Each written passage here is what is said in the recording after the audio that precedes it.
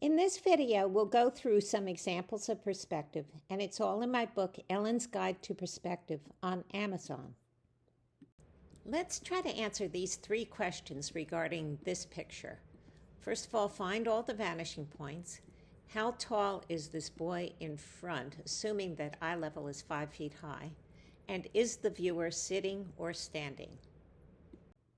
The first step is to follow these blue converging lines, and that gives us the vanishing point for the building and eye level. Since we said that eye level was about 5 feet off the ground, and since it crosses the door about 3/4 of the way up, it means that the viewer must be a standing adult. Eye level divides this wall into 3 feet and 5 feet. The boy then must be about 3 feet tall. If he were next to the door, the top of his head would be about level with the doorknob. And finally, follow the converging lines of the roof. They lead us to a roof vanishing point above the middle of the house. This vanishing point, however, has nothing to do with this vanishing point for the building, because these two structures, this roof and this building over here, don't align in any way. Now, there's also another roof vanishing point up here, which is almost as high as this one, indicating that the slants of the two roofs are about the same. But the actual vanishing point for this side of the roof is much higher if you follow these lines upward. So this time I have 5 questions. How many vanishing points are there? Make the door 8 feet high, and then find the size of the table, the chair, and the rug. Was the viewer standing or sitting? And then we'll talk about why the window is drawn the way it is, and how to find the rug pattern. So the first thing I did is follow these converging lines to find the room vanishing point. And you can see that the rug goes to that vanishing point, as do elements intrinsic to the room, like the window. Then there's another vanishing point over here just for the door. I divided this door well into 8 parts so we could start marking off feet. Now you could also use this line here because we're looking for scale on this plane. But you can't use the outside of the door because that's on a different plane going to this vanishing point. Anyway, I have a scale here of 8 feet, and eye level is 4 feet off the ground. Now, that is consistent with the viewer sitting on a chair looking at the room when he was drawing this picture. Now, there's something weird about this chair, so I measured 2 feet up from our scale and went across the room, and this is converging toward this vanishing point, of course. And so 2 feet here means that the seat is about 1 foot off the ground, so it's probably a child's chair. The table here measures a little over 2 feet, so that's typical of a table used by an adult.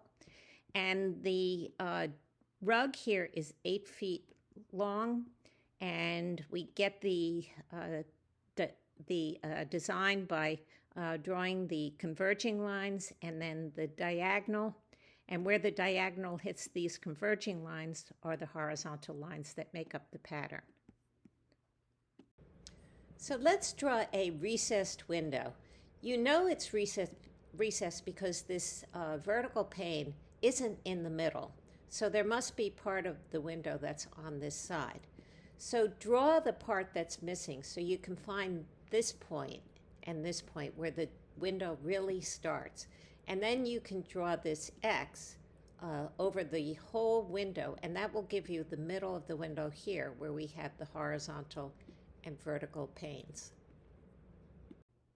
This perspective is a little different, and an important clue is that the lines for the building don't align with the road and the sidewalk. Whenever you're looking at a perspective, always try to follow converging lines and find eye level.